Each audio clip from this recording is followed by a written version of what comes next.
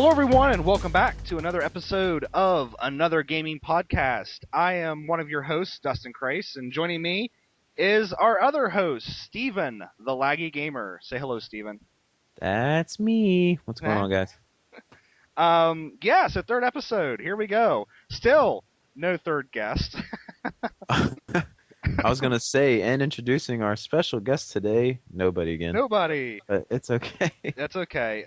We actually were planning on having Undead Space Monkey, but he's out. His work is really busy right now, and he's out and about, so unable to join us. But eventually we'll get a third person here, and you know what? I think after this, I'm gonna give it like a week and a half, maybe 2 weeks, and I think I'll post the Ball and Nick episode from like almost a year ago. Oh boy. Yeah. So then maybe you guys will hear what it's like when we have a third person on here. Exactly. But it's just so tough to get anything because like we don't have set recording dates or anything, so it feels kind of tough to get a person like, hey, come on and be with us, and we'll record maybe on this day, but maybe we'll do it on this day. Yeah. And when I get a message the day before, hey, you want to record tomorrow night? Sure, why not? There we go. It doesn't really allow for people the time to get on here, but we'll get people on here eventually. I know I've made promises, and I intend to keep them. Yeah, and we got people like Return to Mother Base and everyone, like we said, who want to get on here. It's just a matter of working kinks out and getting it going. So we're just too lazy to do it. So. Well, I don't know about lazy. Maybe I'm lazy. All right, no. You're lazy. I'm just horribly prepared. But so last time we did a bunch of news stories. I think today we should talk about what we've been playing because Steven's been playing a lot of new releases. I have been. It's been a new release party town in my house. Yeah. So why don't you go ahead, Steven, and clue us in on what new classics you've been playing. Okay. Well, I'll get it started with the main time eater in my household has been Borderlands 2. No, I didn't get any special loot chest edition or anything or nothing like that because I did not plan on getting this game this year. I was going to wait till next year because, Borderlands is probably going to have a Game of the Year edition like the last one. And it'll only be $20-$30. But I had multiple friends who were getting it, and they talked me into buying it. So I took it out the funds for some other games I was going to get this upcoming October because this month is just so packed. Whoa! I'm still getting the games though. I've worked it where I can get them all. Okay, because I was going to say if you don't get Code of Princess, I'm going to be upset with you. That's already paid for. Already paid for. That's good to it actually came from some Zone of the Enders money, but I'll still be getting Zone of the Enders HD as well. That's a far ways away, so. Yeah, I got enough time and I'm working enough to be able to cover it all, I guess, so. But anyways, Borderlands 2, picked it up, and I've just been having a blast with it. I've been playing 2 characters on it, mainly just one now. If you don't know, the game kind of picks up where the last one kind of left off. You're on Pandora still, and you're still trying to find the vault. You got 4 new characters to play as. A Siren, like from the first game, more of a mage-type special ability. Then you have your regular old assault guy who's a commando. Special ability is to throw a turret down to kind of back you up. Another new character type called the Gunzerker, which his special ability is you just go into this guns blazing mode with unlimited ammo and such. And the next character is kind of like the hunter from the first one, and that's Zero. I believe he's like a ninja class, which I think everyone online and their mother is playing as because I can't ever find anyone else to play as. And I tried him out, and this character, special ability just to go invisible. And I leveled a character up for him to about level 17, which is about 15 hours worth of play. And it just got boring because what's so fun about going invisible? So I switched it up, did a main class as a Siren. She's my main right now, and her ability, you can just hoist enemies into the air, blow them up. You can be a healer. You can be like a mage type. So just having a blast with her. And it's just been fun. Have you played the first Borderlands or anything, Dustin? Are you kind of familiar with it? I have never touched Borderlands at all. And I have a guy at work that works with me. Of course he works with me. He's at work. God damn it. Uh, here we go. Anyway, A guy at work who just plays with me. yeah. No, he works with Um, you.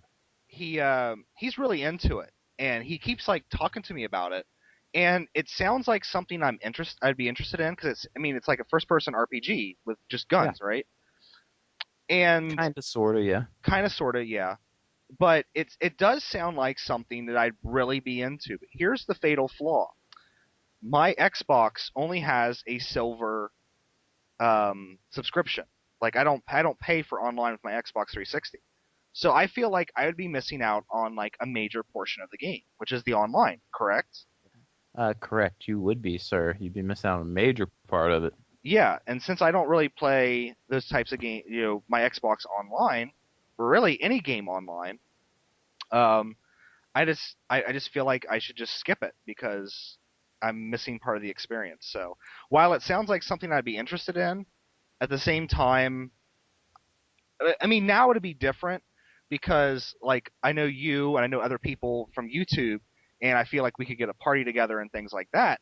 Oh But yeah. like before I started this whole YouTube experience, I was like, I don't know anybody on here, and the few times I have played online games where I've been matched up with strangers, it has been a bad experience. So Yeah, and that's what I kind of get into now is well, when you're playing a story, like Dustin was touching on, they are a type of RPG, first person shooter based games, but it's not really deep like say your World of Warcrafts or anything like that. It's pretty much you can find a new gun and that'll be what upgrades you. It's not like you're oh, upgrading your stats or leveling up with oh, stat points. Only thing see you here. can kind of put points into is ability trees. Okay, because I heard you say that like you can level up. You were leveling up stuff and like Yeah. okay. Level up a character, it unlocks a skill point, which you can put into a skill tree to kind of unlock some more buffs to your character and Oh, everything, okay. but nothing out of this world. And I mean, this is a much simplified version here. In the first game, they had weapon proficiencies. Say if you liked using a pistol, you'd have it that pistol skill level up to make your weapon stronger. But in this game, it looks like they just did away with that, which I think kind of hurts some of the RPG aspect because you can just use any gun on an even playing field, and it kind of defeats the purpose of wanting to specialize into a different type of weapon. Because that's what kind of made you kind of stick out. Maybe in the first game, you're really good with pistols, so you had all the best pistols, or you're really good with snipers. But in this one, you can just kind of go balls to the wall on anything, and that's where my biggest downfall is with this game. Because the story's great, the dialogue in the game is hilarious. Claptrap's hilarious. Handsome Jack, an awesome bad guy. The only thing I would say I'm having a problem with is the co-op when I go online. And it's like you were saying, I normally like to play with a friend. Playing with a friend is great because you can sit there and you can talk about, discuss the loot. Because the Mhm. big downfall in this game from the first game is the first game you had your own loot table. If me and you were playing online, Dustin, and we killed a boss, it would drop weapons for me that only I could, and it would drop weapons for you only you could see, so no Mhm. one could take your goodies. In this game, it's more set up like an MMO. It's going to drop one gun or something that everyone's going to see. And most of the time, it's the first person who picks it up is going to take the gun. And when you're Yeah. playing online with four strangers, they're loot whores. They're taking everything. They're not talking to you, discussing it. And I kind of hate that because I don't like how that system is now. It really took away from being able to enjoy certain things of the game, and there's certain parts in the map where you have a chest behind a locked door, but once you go further through the map, you might hit a button that unlocks that door, and some idiot will stand way back at the gate waiting for it to open, so you're not going to have a chance to even go back to see what's in it because there's going to loot it all. Yeah, see, that's the kind of So, that's the kind of shit that I don't like in these kinds of games, and that's what would really frustrate me. And because I've seen my friends, a bunch of my friends are really into this stuff. Like they played Dungeons and Dragons online back when that came out. They're playing League of Legends now. And the thing about it is, when they play together, they work together. They decide, well, this would be best for your party. And it's a lot like when we play, because I play pen and paper uh, Dungeons and Dragons with them, and that's the way it is. It's like, well, this item would be best for you. Here you go, and then we just kind yeah. of trade stuff around. So that's what I would want. But I know that like if I jumped on, I would not come across that. You know what I mean? Yeah, and that's why I would recommend playing this game unless you just want to level up your character or something. Definitely just play with some friends because you have a better time with that, just sharing the loot and everything. Because like me and my buddies have a thing set up where if I'm playing as a siren, if I like using pistols and assault or SMGs, they'll kind of let me get that stuff, and I'll let them get the other stuff. Like Yeah. we talk to each other about that stuff. But overall, I've had a blast with it. It's been sinking all my time. I enjoy leveling up the characters, and like I said, the story was great. And I don't know if you ever watched the little mini series, Hey Ash, What You Playing, I have or no heard of idea. it? I have no idea what you're talking about. Oh wow, it's just a funny mini series on game trailers you can watch. I think it's on Destructoid too as well. Okay. Just about a brother and sister, about a minute and a half, 2 minute segment. It's about playing a new game, just like raunchy fun. But the guy who actually the brother in that series is actually got hired on at Gearbox, and he's working with Gearbox now from that miniseries, and he was a lead writer in this whole game. And it's just hard to believe, like you could do a little YouTube or internet miniseries. He gets picked up by a game company because of that talent, and Yeah. now he's a lead writer on a blockbuster like video game. That's So it's insane. pretty incredible story. Yeah. So, On the but one, great game. when I hear about stories like that, on the one hand, I'm like, well, that's really awesome. But on the other hand, what I hate is like the people out there that like, I'm going to do this, and I'm going to, you know, the people that set out to do that. You know what I mean? Yeah. That's what I don't like. But when somebody does something, it's just like I really feel like the game chasers are like right on the cusp of being legitimate, not just being a YouTube thing, but like they could have a show on TV. You know what I mean? They're right on the cusp of that. Oh, oh yeah, their quality and stuff. They are. They're so close, and I don't know if they really went into this one to be all where they're at now. I remember when they only had 1,000 subscribers, and I mean, you talk to the right people, they get the subscribers and stuff they deserve. I think they're on up Yeah. there now, but I mean, they deserve all. They put a lot of work and effort into those shows. I just watched episode 20, and they're just so entertaining. I mean, I think they'd be very popular if they had a show on TV. Oh, well, I mean, I've heard that G4 is going to start changing its programming, but like, yeah, like back in the day with like G4 or Spike, it'd be really good on Spike as well. Oh yeah. But But yeah, anyway, that's Borderlands. I'd say it'd be a must buy if people are into that type of thing. But I mean, I got sucked into it, but was a happy sucked into it, and now I have to fork out over $30 for the rest of the DLC that comes out for it. let me But money well worth it. yeah, let me ask you this, okay? If I were to purchase this game just for like the single player alone, would it be worth to pick up the first game? Because it's pretty cheap now, isn't it? Oh, the first game for the single player, yeah, it's really cheap. I think you can get the Game of the Year edition with all the DLC for $20 at GameStop, maybe. I don't know. The most you'd have to pay for it is 30, or Yeah, at a Best Buy or something. And yeah, the main story plot, I mean, it's the storyline and like the dialogue and everything isn't as good as the second one, but it is, I mean, it's a fun story. I played through it twice, and I enjoyed it. And expect the DLC I had more fun with than the main story actually. Like yeah. they have a zombie add-on, which I know you're kind of growing old of zombies at this point, but they have a zombie Doctor Zed zombie add-on or something. I don't know. That was a great fun time just blowing through zombies and seeing the different environments in there. Because I know the one major complaint with the first game is you're just in a desert, bland desert, pretty much the whole time. And this second one opens up a lot more different, colorful environments. So, but yeah, the first one is definitely worth a playthrough. I really enjoyed it. I didn't play with that one with a friend. I played that mostly on single player myself. Okay. So, And just in sort of a update on the zombie thing, I have seen a preview for season 3 of Walking Dead, and it does seem to be much improved. So, yay! yay!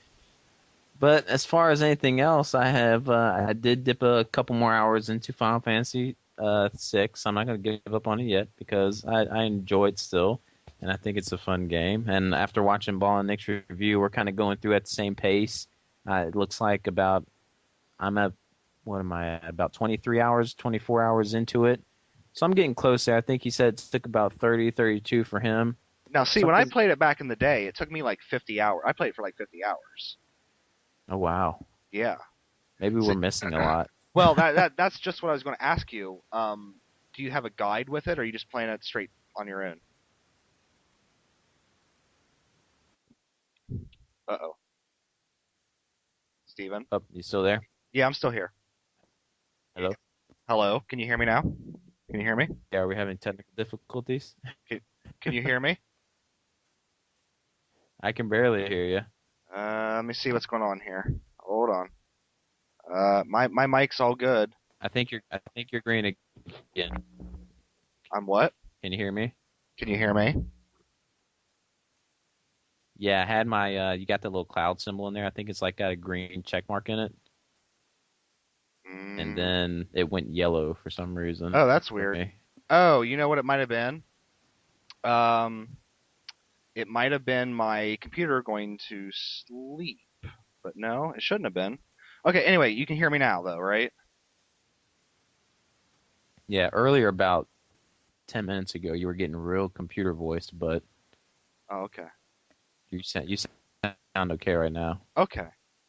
Who knows? I don't Anyways, after that know. technical hang up, I guess we could edit out, but who No, cares? you know the all Gen Gamers guys, they don't edit that shit out, so we're not. Okay, where were we? You're talking about Final Yeah. Fantasy 6.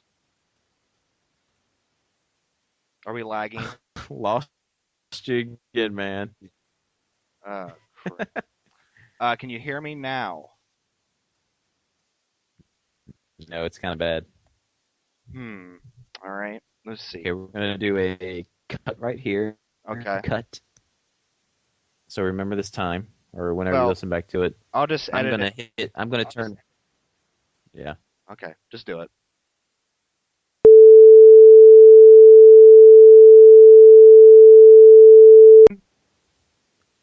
All right, we are back after that technical difficulty. I am living up to my name as a laggy gamer, as my internet completely lagged out on it. If you guys don't know, yeah, I use my phone as my internet here because I live out in the sticks, and it went into roaming mode on me, and I lost all my signals. So, but we're back now, and we're good to go. So, where were we, Dustin? I was asking you a very important question, and that question was, are you using a guide to play Final Fantasy VI, or are you tackling it on your own? I am not tackling on my own because I was scared to death to do so. Okay.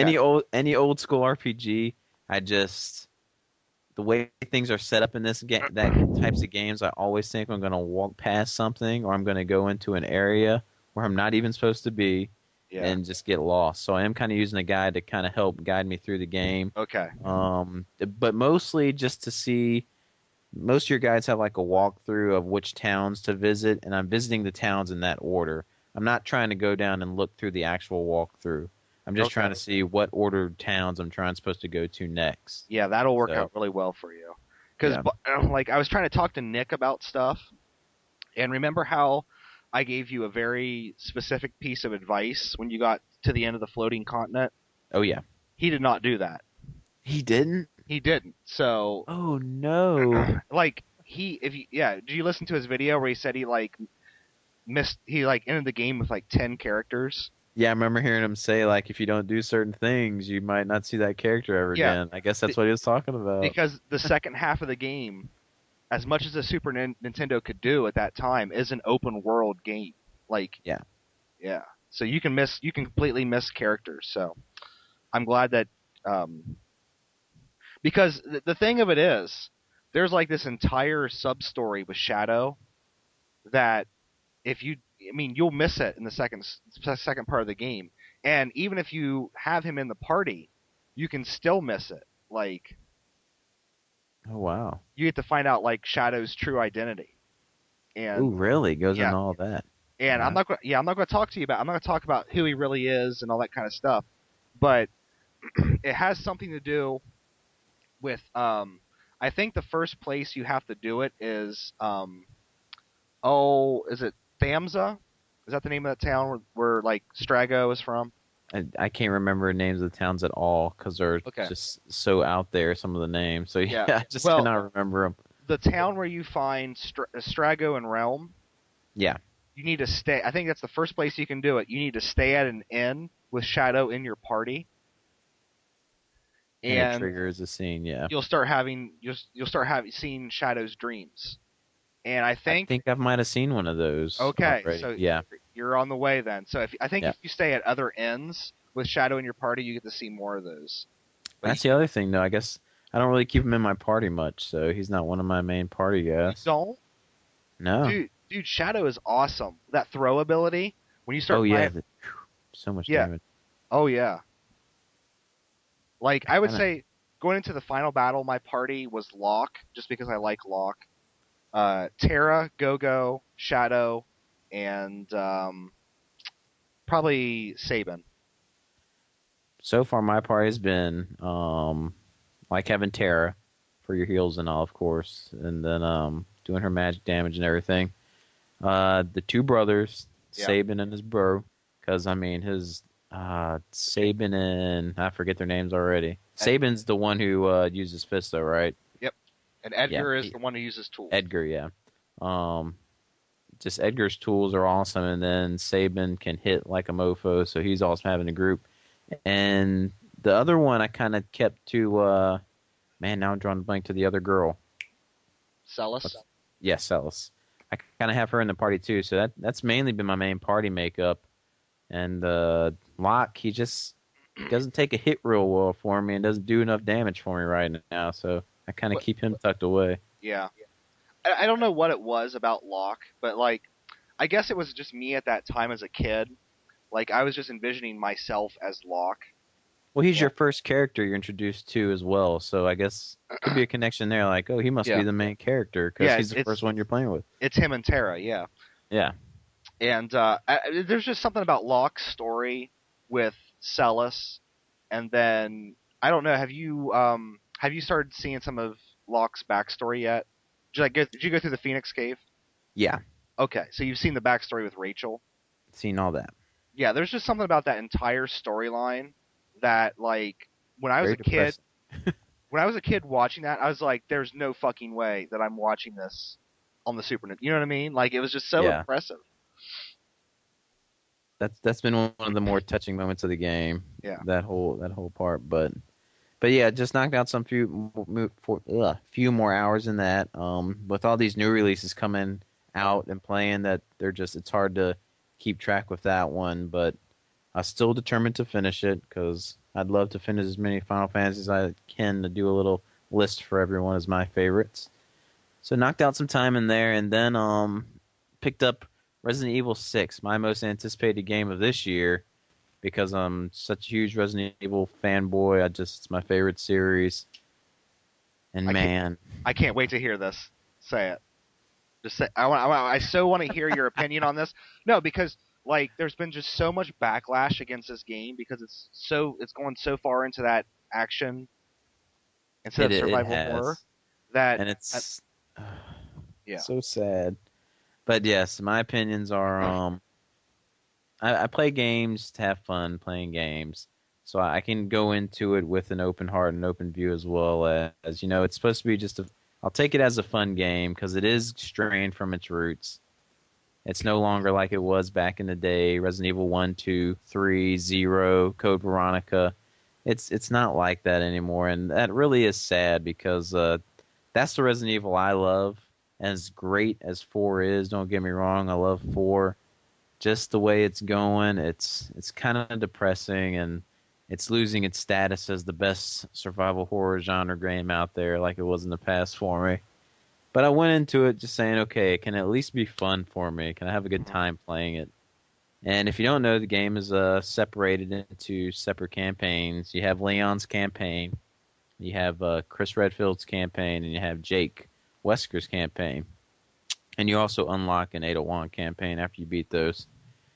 So went into it, and of course wanted to start Leon's campaign first. And if anyone's watched my newest video, I put up my buddy David Pork Chop Biscuit. We're playing through the game together because it is a co-op game, and anytime there's a game that's co-op, I like to play with a friend because I love playing co-op gaming with people. So we went into it. We're playing Leon's campaign first, and you'll hear a couple people say, well, Leon's campaign, it does kind of live up to the survival horror stuff like back in the day. It doesn't. It doesn't come close to it at all. It's still action. It's nothing to do with having limited ammo or anything like that for his campaign. We're going in with plenty of ammo, just shooting zombies away. And it strayed kind of from the even shooting. It looks like it's focusing more on melee combat in these games. It wants you Oh, to that's go weird. up and melee these zombies to death instead of actually using your gun.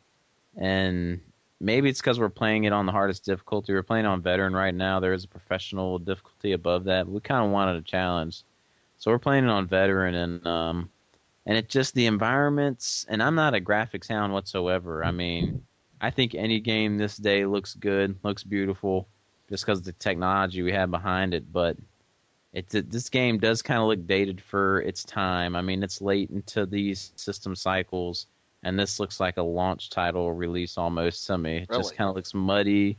Yeah, textures don't. Nothing's really textured like monsters or anything. I mean, you can look at Gears of War or something that's another third-person shooter where some monsters and stuff has some good detail and texture, and just nothing really does in this world. So that's a little sad and disappointing because I was hoping for something a little bit better visually, but like I said, anything looks good this generation.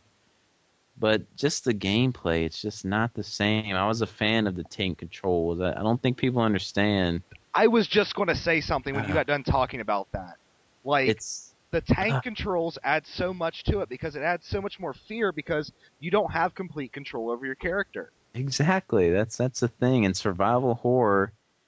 Less is more. Yeah. That's the key. Less is more. Amnesia, Dark Descent. You got nothing in the game. It's terrifying as all get out. I mean, the less you can do, the better. And this game, I mean, you just feel overpowered. Like you're not afraid of any situation. You'll just go charging right in. I mean, you're beating zombies in the face with your fist. So, I mean, what's there to be scared of anymore? And it kind of took it away. But Leon's campaign, I mean, it was still kind of fun playing with a friend, going through it. It has its moments. You're still finding herbs and everything and mixing them, kind of keeping an old school taste to it. But very linear. The puzzles are easy as all get out that we've experienced so far. But it looks like they're just trying to throw them in there to be like, hey, we remember puzzles too. Don't worry. But they're nothing like the original games. And just to kind of let people know different tastes, I went ahead and instead of playing through all of Leon's chapter, I did touch into Chris's and Jake's first chapters and their story modes, and they're even worse. I played even Jake's is. I mean, they really want you to go in hand-to-hand combat in that, and it's just enemies coming from everywhere. There's situations where even in that one you will run out of bullets, and I ran out of bullets, and they didn't have none to give me, and there's enemies far away, and it wants me to run up to them to beat them up, and you get gunned down before you get to them. So I don't really know. There wasn't a really good balance from what I played in his story mode. It would seem really off balance and not thought out, and it just feels nothing like Resident Evil, their campaigns at all. It just feels like a Gears of War third person shooter. And like it's just really it was still fun to play, don't get me wrong. I had a fun time playing it, but I wanted survival horror and you don't get it with Resident Evil 6. So it was sad. Still a fun game if you have a friend to play it with, but I mean, they're my favorite games, and I wanted to put it down and go back to Borderlands to finish that up, and that's not a good thing if you're a diehard fan of something. So really sad and not happy with that game. Yeah, that's really sad because I mean, to me, Resident Evil 2 is going to be one of my top games of all time. There was just nothing that really, could top that. And even when Resident Evil 3 came out, I was like, this is nice, but it's not as good as Resident Evil 2. But do you think it's just a Capcom thing? Like, because here's I'm a huge Mega Man fan, not Yeah, as big as Rob Man, of course, yeah. um, but I really don't want Capcom to ever touch Mega Man again. Oh Like, yeah, I and feel this is like, going to open the Pandora's box. We might put your put hit Dustin's games he's been playing recently on hold because you just opened the door to my topic I want to talk about tonight. So maybe oh, talk about that and oh, go back to games. no, no, no. We'll. I mean, I knew that saying this that I was going to open that box a little earlier, Yeah. but we'll get to that. I mean, Okay. Because I that's trust what me. gets into it. Okay.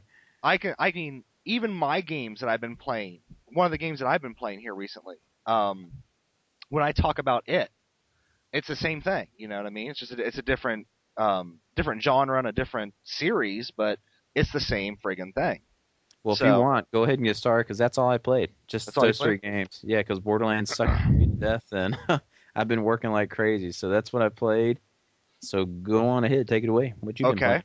Well, I too have only played a couple games because I've been really trying to focus on playing one game at a time so I can finish it. Because back in the day, there's just been too many times where I've started a game, got far into it, and I was like, well, I'll start another game just to see what it's like, and then that game takes over. So I've been really making an effort not to do that anymore. That's good. So, and the game that I've been playing, I've already done a video on, so I'm not really sure what else I can talk about with, but that is Final Fantasy Dimensions. Yeah. And I know a lot of people out there have the same feeling that I do, that while the new Final Fantasy games are nice, they're not what Final Fantasy was and not what I want out of a Final Fantasy. And Final Fantasy Dimensions, if you guys want to go back to that old school experience with Final Fantasy Dimensions. I mean, I know it's a sticker shock seeing a $30 game on iOS, but Oh, yeah. I mean, I got almost 60 hours of gameplay out of this game. That's What other? great. That's Yeah, what what? that's what you should have got. So yeah. And that was, I mean, I did a lot of grinding, but that wasn't with an excessive amount of grinding. That was just enough to like level up certain jobs that I wanted. So, I mean, it's like, yeah, it costs more than any other iOS game out there, but it's worth it. Especially if you love old school Final Fantasy. And so that really, I mean, I was playing that. I was playing that for, I'd come home and I'd just pick up my iPad and just start playing it. And unfortunately, the iPad 3 with its new fancy schmancy screen, it just doesn't have the battery life. So like, I would start playing it and I'd play it for a few hours and I'd see my battery just drop like crazy. Oh Um, wow. yeah, the new iPad with this new Retina display, the battery life is not what it used to be. It's definitely not what is on my father-in-law's iPad too. But just like browsing the internet and stuff, it does fine. But if you're doing like any applications or anything, it's pretty. It sucks the battery pretty big. But And I know you said with this Final Fantasy, I know in your review works on like a job system, right?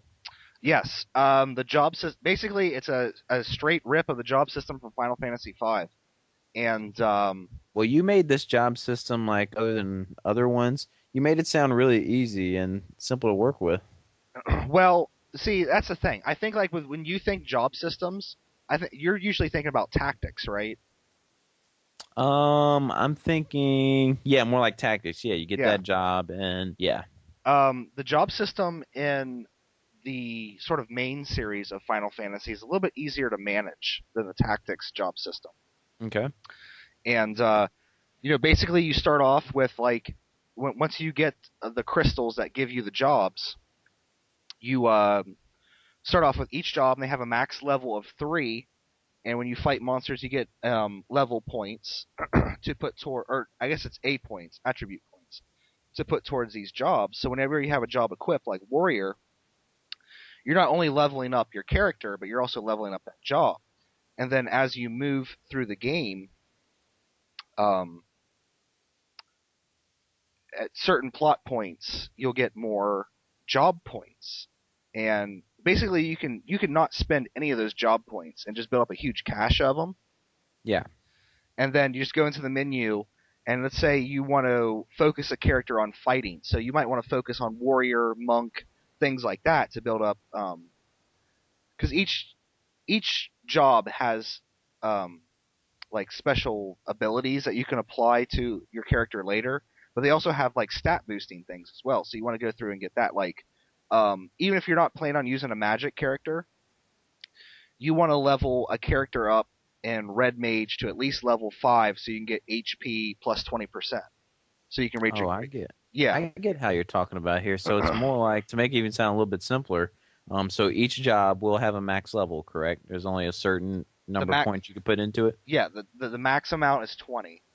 So it's kind of like you're gonna have a character, but instead of calling like a job level, it's like a skill tree. You can dump points into the skill, and it's going to give you points to that job. But you Um, can do multiple jobs with one character. You're saying? yes, Okay, you can so you can yeah, do, that so but the yeah, the skill tree thing is a little bit flawed okay, in that you can't really put the points towards a specific thing that you want. You just have to level that job up to a certain level in order to get that attribute. yeah, okay, yeah, But I get what you're saying. That's not too bad. but yeah, you can train like I said in my video, like one character knocked. I trained him in several different jobs, but the main jobs that I focused on with him was Dark Knight and Ninja. So by the end of the game, when I was fighting the last boss, I Hold had on, the you said Dark Knight Ninja? Dark Knight and Ninja. Yes. Oh, as I said, that just sounded awesome, a Dark Knight Ninja. But anyway, Well, go ahead. what I made with them was a Dark Knight Ninja, but um, yeah. So I had a Dark Knight that could dual wield two Dark Knight swords. Did you name him Batman? I am the Ha ha Knight. ha. Go ahead. He could dual wield two dark swords, and he could throw shurikens. And I mean, he was just dishing out damage because even because he was dual wielding weapons, which is a ninja skill, that affected his Dark Knight abilities as well. So he has this one ability called Ebony Sword that deals out massive damage, and it doesn't do any damage to the character because Dark Knight abilities. It's kind of like, sorry, excuse me, my throat's like Clear it out. Clear it out. yep. Um, Dark Knight is kind of like black magic and Magic the Gathering in that it deals out a lot of damage, but it also damages the player as well. So Yeah. his abilities, he'll deal like damage to enemies, but it also deal damage to his character. But this Ebony Sword does not deal damage to his character. So Okay. with just a normal Dark Knight, he'll strike once for a lot of damage. But with this combo that I made, he'll strike twice. This game sounds like correct me if you want, it sounds like each character, I mean, there's room for lots of customization for how you want to put jobs on people. Would you say this is one of the most deepest customizable Final Fantasy games with all this customization you can do as far as the skills you can give your character? It's really on the same level as Final Fantasy V. Okay. Really, the job system between the two are a lot similar. Some of the jobs are different. Like instead of mimic, you have memorist, which I talk about Okay. memorist in my Yeah, video. you talked about that. Yeah. But there is a lot of room for customization with your party. Yeah, Oh, that's cool. yeah. And there's 8 characters, so you can really have a vastly different party than what I had. But for anyone that wants like an old school experience on the just old school Final Fantasy experience, go out and get this game because even though I played Final Fantasy 13 2 earlier this year, I like this a lot more because it was a throwback to what I knew as a kid. What Final Fantasy was. Yeah, and I did put a few minutes into the free download of it. I guess the prelude, Yeah. and instantly right off the back, I know you touched in it in your video, but I just thought the music sounded fantastic. I Oh was yeah. like, wow, I really am digging this battle music, and because it didn't, it kind of reminded me of Ace. I heard some guitar in it, so I was like, you know what, I'm kind of digging that. Yeah. But Eh, the music sounded great. So, and you said you could switch that to like 8-bit style music, but it didn't really sound too good. Yeah. The chip tunes just it didn't do it for me because you have these high res visuals and you're listening to this 8-bit music. It just sounded really out of place. So Okay, yeah. no problem. But we'll talk about that a little bit later when we talk about our sort of big topic. Oh And yeah. I apologize because I feel like my voice is starting to go because I woke up this morning with a bit of a cold, and I feel like all this talking is making my voice change. So hopefully I can continue on this podcast, but we'll see. No pain, no gain, right? And then the other game I've been playing is another great old school experience, and that is Ease 4 on the PC Engine. Um, a company, not really a company, a person, released a English dub of the game because this game does have voice acting in it, and this paired with the English translation that was released a few years ago, I actually burned an ISO of the game, and I'm now playing Ys 4, Dawn of Ys, what is kind of the basis for Ys, Celceta, which, oh, that RPG Swagman has it, and I'm so jealous. I think everyone's jealous of him right now. Yeah, but it's the basis for that game. So I'm now finally getting to play a brand spanking new Ys game to me, and I'm really having a great time. But oh my god, those old Ys games are so friggin' hard. So what's it like going from, Oath and Falgana, Origins, to going back to the old school style? Are you actually swinging the sword in that one, or is it still bump and go in that one? Bump and go, classic Okay. Ys. But the first Ys game I played was books 1 and 2 on the Virtual Console on the Wii. Yeah. So I'm used to that. But I think it's one of those things that is just so classically Ys Hmm. that when you do play one of those bump and go games, which I guess I should explain, bump and go. What we mean by that is in the old Ys games, like Ys books 1 and 2 and Ys 4, instead of hitting an attack button to swing your sword, you actually just have to run into enemies. Sort of, you can't run into them head on because then they'll deal damage to you. You have to attack them from like a side or something, something like that. Hmm. And it's just like when you start playing that, you're just like, oh, there it is. But it's so friggin' hard because That's what she said. Sorry, a little bit late. Oh, oh. Go But ahead. because if an enemy traps you against a wall or something, it's basically you're just dead. You really have to like carefully plan where you're going in this game because there's been so many times where I have just been fighting these monsters, and then when they hit you, you kind of bounce back a little bit. Yeah. And like, there's been times where they've ping ponged me between two enemies.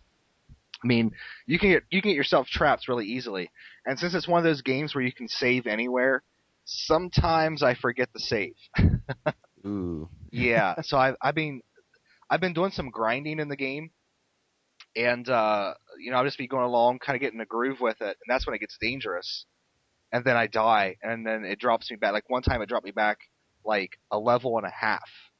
Oh my goodness. Yeah, and I was like, oh my god, I gotta grind all that back up We're again. so used to these autosaves, yeah, we just forget to Well, not even that. Like, save once in a while. yeah, sometimes I just need the reminder of a save point.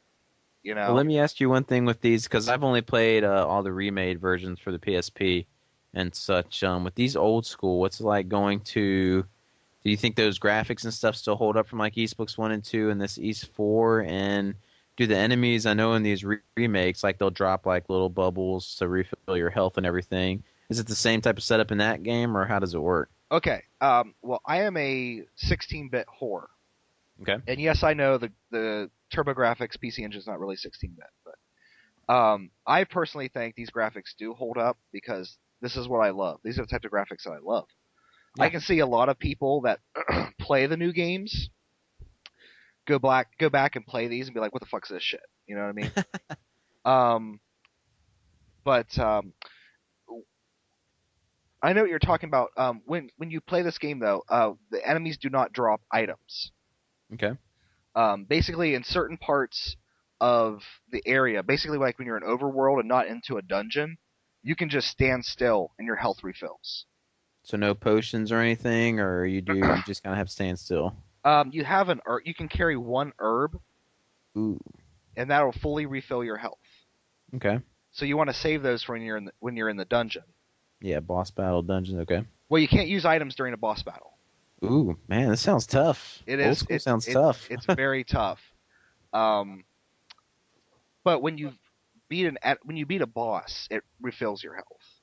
Okay. But yeah, very old school, very hard, but very very enjoyable. Like and the I don't know if this was intentional or not, but the dub sounds like a dub from that era. So it's they're overacting and things like you would expect from that era's voice acting. So I don't know if that was intentional or if these guys are just kind of bad actors. But if it's intentional, then it's great because it really fits sort of that era's voice acting. But I would highly recommend it. If you're listening to this, you're probably one of my subscribers. Go check out my video because I have the links to where you can get the English patch and the English text patch and then the English dub patch. See, I didn't even know you could get things like that for that system. Like I remember getting stuff like that for Dreamcast and it Yeah. working. But wow, you can actually get CDs and everything for that. That's pretty cool that people are doing that. Yeah, so it's really because I have a lot of RPGs for the PC Engine, so it's really making me wonder if I can download some other ISOs and just play the English versions if there are English versions of these games on there. But this will even work on emulators. So if you only have an emulator, this will work on it as well. So I highly And for people who might not know, maybe me, are the PC Engine and TurboGrafx the same thing? Like, what do you mean by, or is that a completely different system? they're the same thing. However, Okay. yeah, you can play like the CD-ROM based system or the CD-ROM based games. You can interchange them between the systems, but you can't Okay. do it. You can't do it with the Hue cards. Okay. Yeah, because they changed the pinouts for the Hue cards. But Okay. how's my voice sounding? Because I feel like I'm sounding very very scratchy.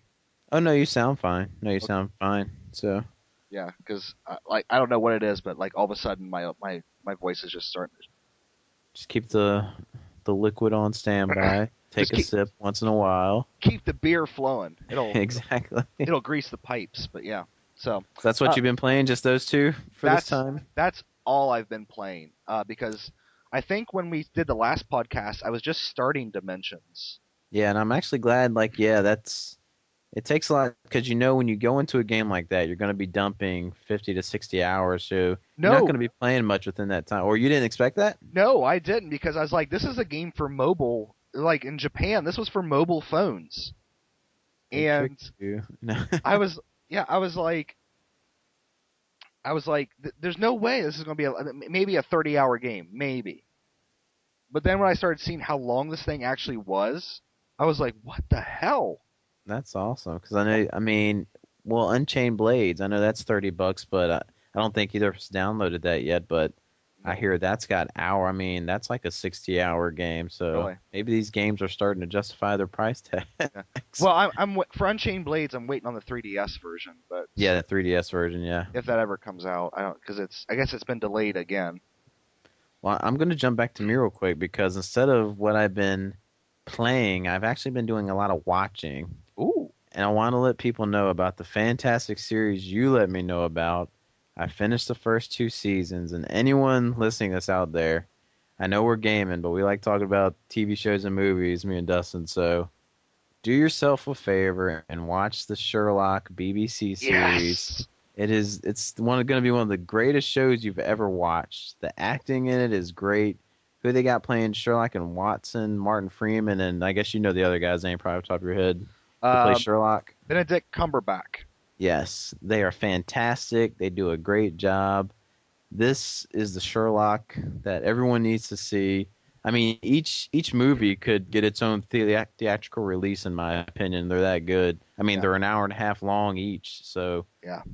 but they're fantastic shows. I think are they in the fourth season they're gonna start? I know it's third season They're on they're DVD yet. What's going on? they're gonna be starting the third. Starting the third. Okay. And it's only 3 episodes a season, but if you want Sherlock, I mean, this is the series to watch. Forget about the NBC or whatever CBS crap they just put out, but Actually, watch this series. I did want to ask you about that. You did watch it, correct? Uh, I could only make it through 20 minutes. Wow. I Yeah. I couldn't do it. I can't see. I don't want to sound like a feminist or Oh. anything, but Watson's a dude, okay? Watson should be a dude. Well, you see, that's a funny thing though, because with Sherlock, they kind of flirt with the idea that Sherlock is bisexual. You know, because they always flirt with the idea that they're a couple. Yeah. Yeah. Well, this show they can actually do it. So, I but- mean, and the it's show we're talking about is Elementary on. yes, elementary. I think it's on ABC. Is it ABC? I think it's ABC. I can't Yeah, remember. it's one of those channels. I'm not sure. We're still. Allison and I are still watching it, but it really feels like just another investigative show. It just happens to have a guy named Sherlock Holmes, whereas Sherlock feels like a real update of the classic stories. Yeah. Yeah. And they just do a great job in just the way he portrays Sherlock. I just think he does, especially when he goes into if he wants to describe a person, he can tell what they did throughout the day or who they are just by looking at them. And when he goes into his fast talking description of you and everything, it's just amazing. Can you Just his acting. I don't know how Yeah. he can do that. I was going to say, can you imagine doing that? Oh my God. There's no way. There's no way I could do anything like that. Yeah. And just an example, he'd speed talking. If I met Dustin, I'd say you're this age and you did this morning. You have 3 dogs. You have a kid, and I mean he's going fast as lightning, saying all this stuff. And Let's say you're too slow. You're lagging out there. it's just bad. So I mean, And that guy is going to be the villain in the next Star Trek movie. that's awesome. So, tell me that's not going to be awesome. He's gonna. I think he's good at whatever he's gonna do or whatever he has done. I want to say I've seen him in something before. He was in Atonement. I yeah, think he was in Atonement. Yep, was in that. Yeah, but good actor, good show. Yeah. Everyone should watch, especially if you like Sherlock or detective type stuff. Give it a shout out. Go give it a watch. And we actually have like a free preview on our Direct TV of like BBC this week. Man, they do good shows. Oh yeah, BBC. They do such great shows. I've been watching It's British shows for like ever. Like because the first British show I ever watched was Are You Being Served, and it was on PBS. And I mean, Mr. Bean, The Office, Spaced. I mean, there's just so many great British shows. the only one I ever watched was Whose Line Is It Anyway? And that's pretty much it. And then just when you see their shows compared to like Americanized shows where almost everything's the same. If it's a detective crime thing, it's all the same pretty much here. Yeah. But over there, everything's got its little own flair and taste, and it's really cool. Were you a fan of The Office? Yeah. Okay. I never watched the BBC one though. Okay, you need to watch that because here's the thing, because like, and The Office American version started addressing this, like, why are we still filming these people? They started addressing that this season. Mm-hmm. Whereas the British show is only 14 episodes, because each season's usually like 6 or 7 episodes. Yes. So it's only 14 episodes and then a 2-hour special, and that's it. They had the taste to end it, and it feels real. It really feels real because it's so short. It's like, okay, they did what they did, and then the film crew moved on. Whereas like The Office, it's like, really, why are we still filming these people? You know? That's crazy. Then, like, if you live over there, then how do you even do they just have a lot of shows to recycling over there? I mean, what is going on? I don't know. I don't know what they do. If they just kind of repeat things over and over again, but I mean, I believe, if I remember correctly, the television over there is government run, so that kind of dictates the budgets. Oh, okay. But the thing of it is because they have so few episodes to do, there's no fucking fat on these shows. Whoa. There's no filler. It's like everything is awesome. Like, if you've never seen the show Spaced, and this is for anybody out there who listens to this with this video game culture, if you've never seen the show Spaced, which is what the show that launched the careers of Simon Pegg, Edgar Wright, and Nick Frost, among others, you need to watch that show because it is custom. It's custom designed for our culture. I mean, there's an entire episode where Simon Pegg's character stays up all night taking cheap speed, playing Resident Evil 2, and then the entire next day he has like this horrible, like walking zombie nightmare. Which was eventually, that episode was the sort of genesis for Shaun of the Dead. But it's one of my favorite movies ever. Yeah, okay, you need to go. I mean, you can buy this in like stores. You can find Spaced on Amazon. They released it over here in like a big box set. Yeah, when you first mentioned it, I want to say I thought they had it on instant video, and I was gonna watch it, but maybe they didn't. But yeah, but I love British shows. I think they're great. Yeah, so I just want to put that out there. I watched that. That's another thing that kept me from gaming. I was watching a lot of stuff, watching a lot of movies. I bought a couple Blu-rays. I had watched I just bought, what was it? Cinderella Man on Blu-ray, one of my favorite movies. So watch that. And two more. The new Resident Evil animated movie, bought that. Resident Evil Damnation. That was a pretty cool CG type Resident Evil film. One of the better. I wouldn't say it was better than the last one. I don't know if you've watched the two CG movies, Dustin, or if you're that into it. No. They've had two CG movies release, and first one was pretty good, and this one was actually really good too. They do a better job than the games coming out recently, like as far as a story. But The only Resident Evil movies I've seen are the Mila Jovovich movies, and and I even like those corny movies. I only made it like into the. I think I watched the third one. I think the third one was the last one I watched, and I was like, "Yep, no more." Yeah, that's my least favorite. If I was to rank them, that'd be my least favorite one. But the Degener, the one that just came out the one that came after that, Afterlife, the first 3D one was actually pretty cool. So you might want to give that a shot. Okay.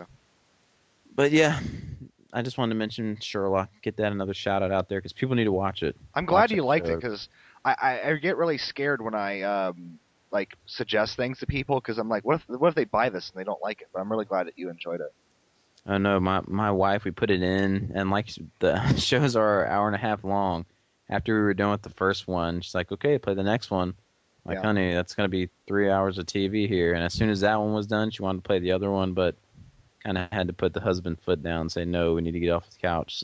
Yeah, we had to stagger ourselves because we were the same way. Like we just because I got them both in the same package, so I had all six of them there ready to go. Oh And man, it's so yeah, tempting though, you guys, because they're that addicting to show. They're that good. You want to watch it. So and like once Moriarty got on the scene, that there was no stopping.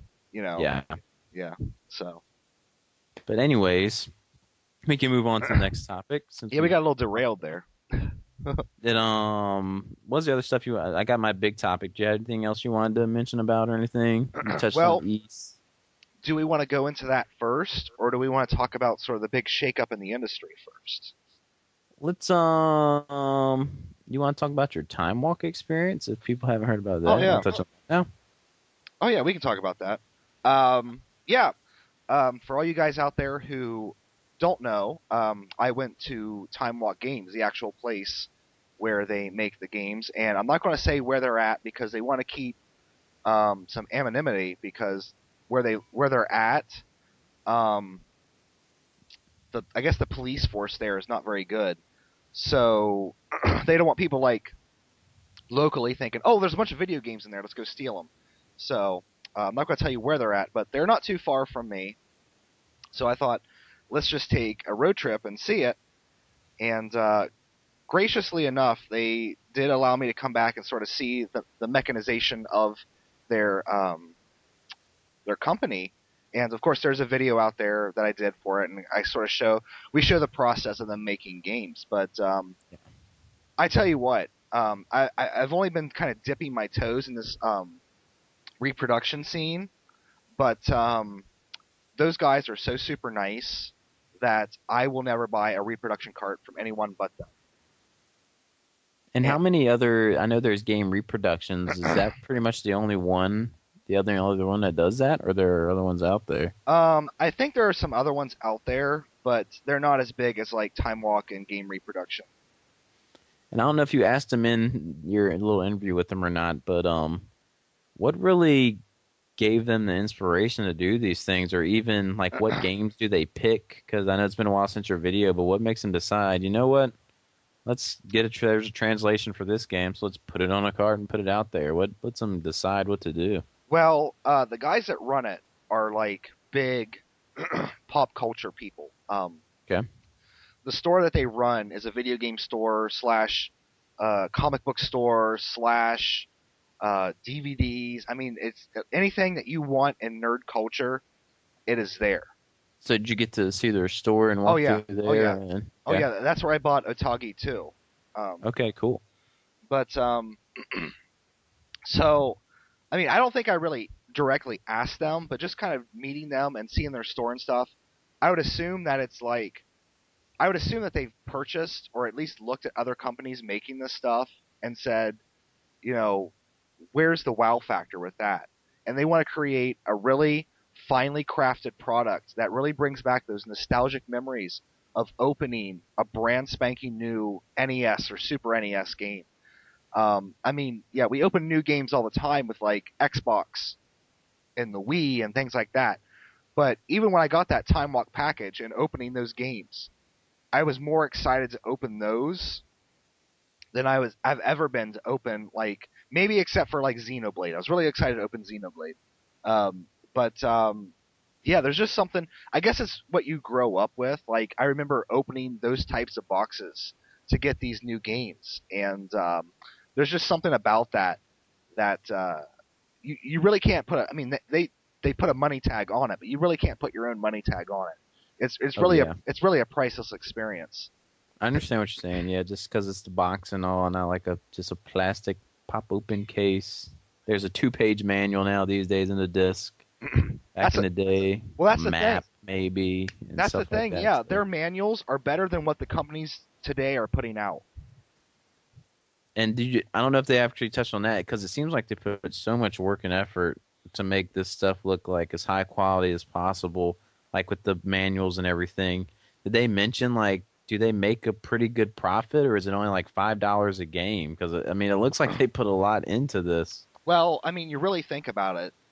The only the only thing they're really putting into for is printer ink and paper because What the, the carts are repossessed. okay. I didn't know if So they paid for carts because I see where they'll pay for carts to people to trade them in and stuff yeah, like certain carts, but so the carts are repossessed. So really, the only thing they're paying for is like the EPROMs and the just the paper to print this stuff out and the time, of course, the time investment. yeah, the time to lay it all out and yeah. But you know, these things aren't cheap. I mean, you know, a Super Nintendo game will set you back $100. So this is for like people who really want to have that experience again. And so for that collector's market, I mean, when you watch the video, it looks like, I mean, there's a ton of stuff getting ready to be shipped out. But when you think about it in the grand scheme, that's actually a pretty small shipment of stuff. You know what I mean? Like they're not a huge company yet. So Yeah. But who does their like box artwork and stuff like that? Do they um, draw their own or do they kind of find a picture online or what do they do with that? Because it's not original box art. Like I haven't seen the pictures like on another box before, so it kind of seems like they do their own thing. yeah, But I don't know if they're just copy and pasting an image and maybe adding some stuff to it or what they're doing. I did talk to Spencer about this through email, and I think they do have people that use Photoshop to make this stuff. And I Okay. mean, there's a dude on YouTube, Riddler on, what is it, Riddler on YouTube? He makes custom boxes as well. And I mean, if you have a good working knowledge of Photoshop, you can do this shit really easily. Okay. And then once you got the template in, all you gotta do is hit print.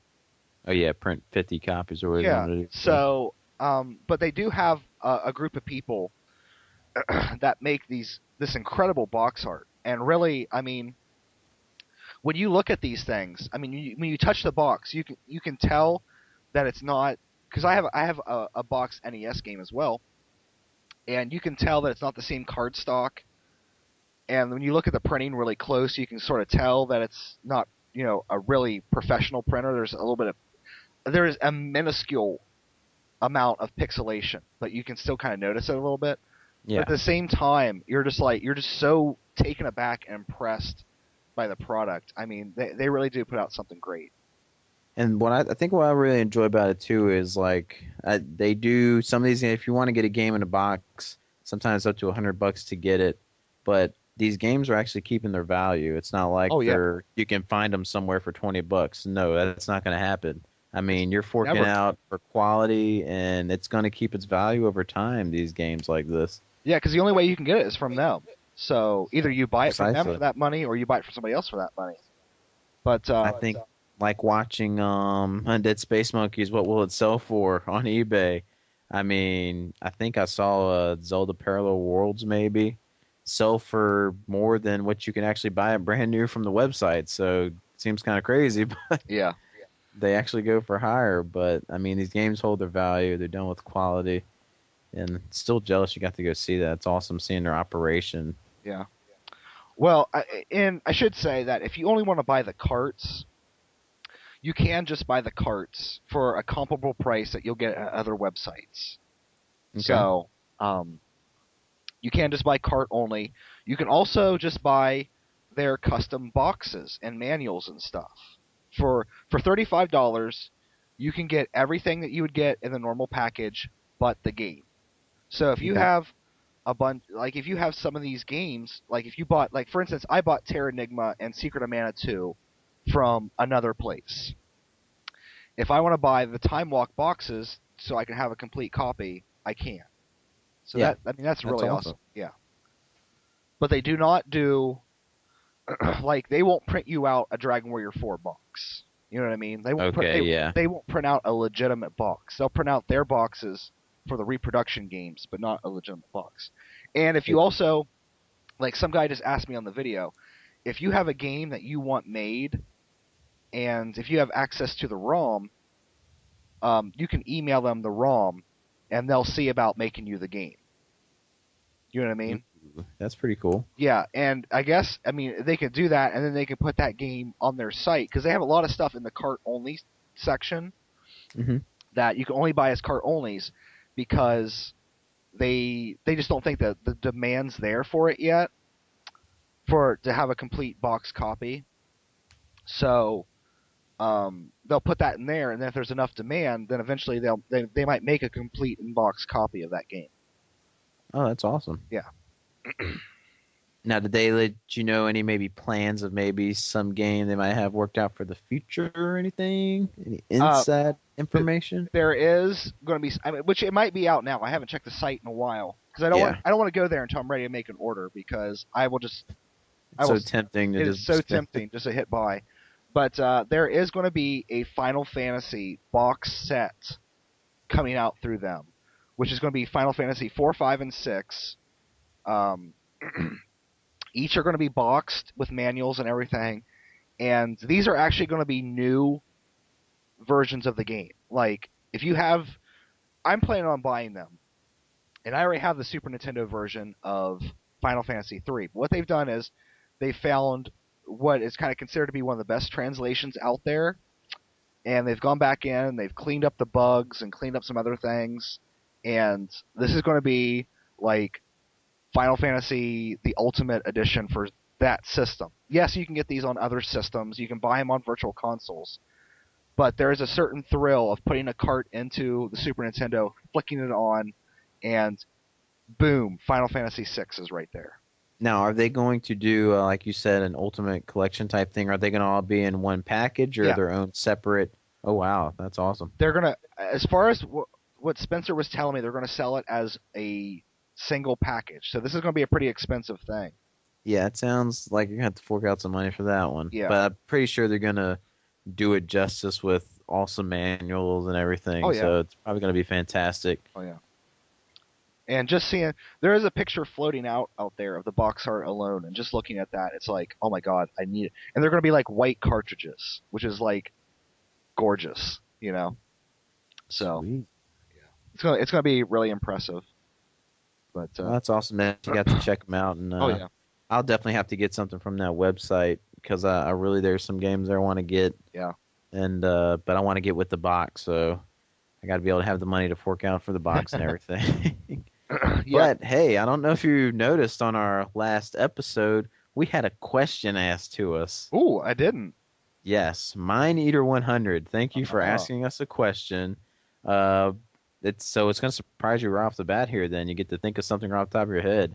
But he wanted to ask us what was our favorite soundtrack to a video game. oh my god. I know that's Uh, should have paid attention, Dustin. That's one you got to think about. well, I mean, instantly I have a bunch of soundtracks pop into mind. That's for me. It's going to be pretty easy, so I can go ahead and answer it Okay. because I'm only going to use from soundtracks that I own. So that'll kind of narrow it down for me because there are certain things I love in game, like Resident Evil 2 is my favorite game, I doesn't have much of a soundtrack, but there are certain sounds in that game I love, and this isn't my choice, by the way, but say like the piano save room. Hmm. I had that as my ringtone because I just love the melody of the piano and stuff in it. So there's sounds and stuff in games I like, but I don't own the soundtrack for that. And the one game I do own a soundtrack for, it's newer release, coming in its own box collection, is the East Oath and Felghana soundtrack. I Ah, just yes. I love it to death. It's always, I mean, everything's MP3 these days, so I immediately like copied the CD, put it on my MP3 player, and I play at least through the soundtrack at least once a month now these days. I got to go through it and listen to it. But I remember the first day I got that soundtrack. I mean, I had that thing on repeat for at least the whole month because the soundtrack was that awesome. I loved it because I'm a guitar guy. I love hearing good guitar solos and riffs, and I mean, I can listen to anything, but a good guitar always gets me. And they just have some riffs in those tracks that just blow my mind, and the way they mix a violin in with it all. I mean, Oh come yeah. on, it's insane. So I know there's great, wonderful soundtracks out there like the Final Fantasies. I Mm. love those, and Last Story soundtrack, that's amazing. Even Xenoblade, that massive collection, great Oh yeah. stuff. But I mean, you throw a guitar in something and that gets me every time. So East and Falgana, any East music, Falcom Really. band, I mean, they're great. So I just love East. Looking forward to our release over here at the Vita, and hopefully that'll come packed with the soundtrack and everything with the newest East game. So really looking forward to it. But that's my choice. Yeah, you really can't go wrong with an East soundtrack. You can't. It's like the perfect music for every boss and dungeon that gets you in the mood to really want to kick its butt when you're fighting them and everything. So I'm actually that's what I go with. I'm actually really glad you picked that because I've been recently listening to it. And what's your favorite track off that? Do you actually like? Can you describe it? Oh yeah, Castle Valentine. Okay. Yeah. I think it's track 17. That is my favorite insert track here, possibly. I mean, that is my favorite track in the game, but it's got six that I just thoroughly enjoy that I gotta play or must plays every time that I play it. Um, it's hard to describe. There's one that's like even me, I'm not really into dance club music, but there's a track in there that's got like an Those upbeat. beats, yeah, those beats hit so Yes. hard. Yeah. It's I don't know, I can't explain it. The whole soundtrack is great. So. My But favorite yeah, Castle Valentine, I believe that's what it's called. That's my favorite track. my favorite track is actually the piano piece that ends the CD, track number 23. I can That's a just great one too. I can Yeah. just listen to that over and over again. But if I was to pick one soundtrack to do this with, the easy answer would be Final Fantasy VI, but I'm not going to do that because there's been a soundtrack that ever since I've played this game, it has completely like. I mean, I listen to it once a week Ooh, since I've played the game. I know what it is. All right, take a guess. I think I can guess it All right. because now that I'm thinking of it, it'd be right up there with it with this E soundtrack. I'll probably put it number two. I'm gonna go with Near. Oh my God, you are so good. Oh, I am good I I because it's a good soundtrack. It's amazing. I cannot escape that fucking thing.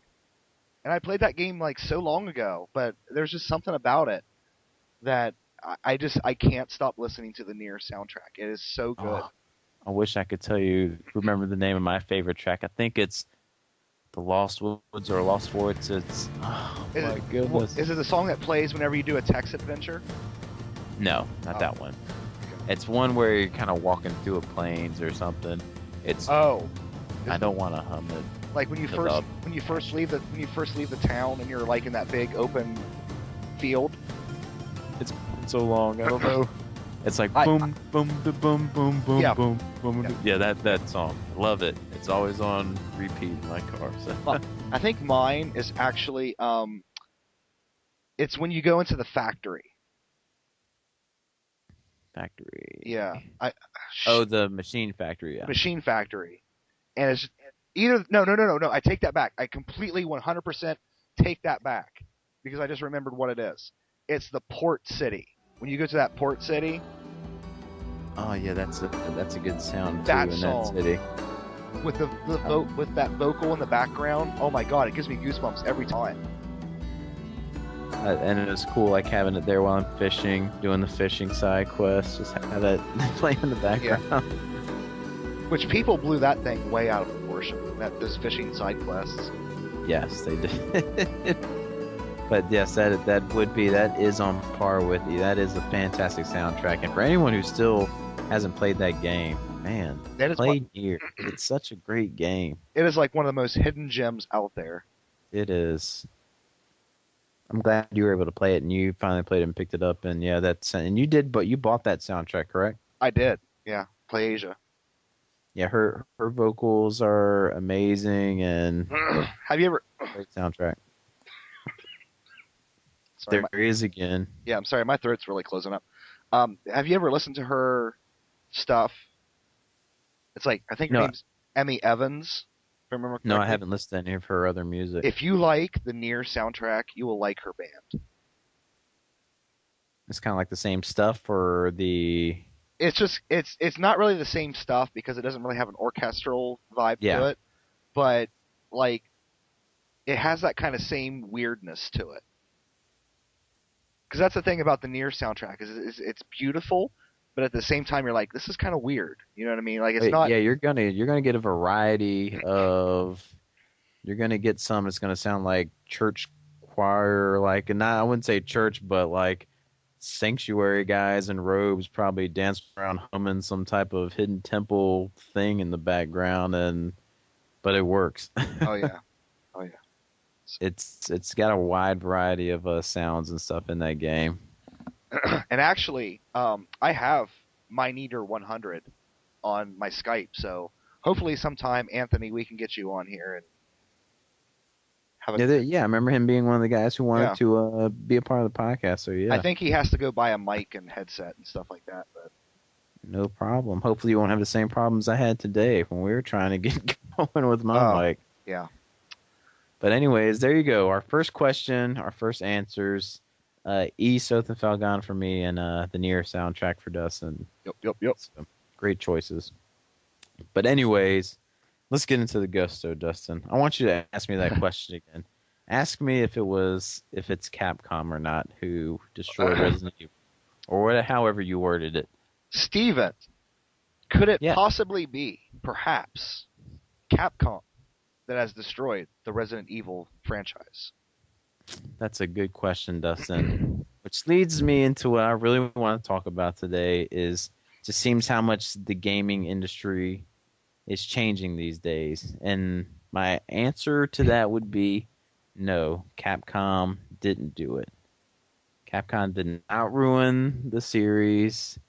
We ruined the series. Whoa. Gamers, this could cause some waves here, but and it might not be talking about everybody, No. but I think we have sent, it is us. We sent the industry into the direction it's going. When 13 million people go out and buy Call of Duty the first week, I mean, the business is about making money. And that's what companies are going to try to do. If they're seeing this is selling this much copies, they're going to want to make money as well. They're not all companies are like Xseed. They don't care how we feel about getting what we want over here in games and everything. They just care about money. They don't care about fan service. They just want your money.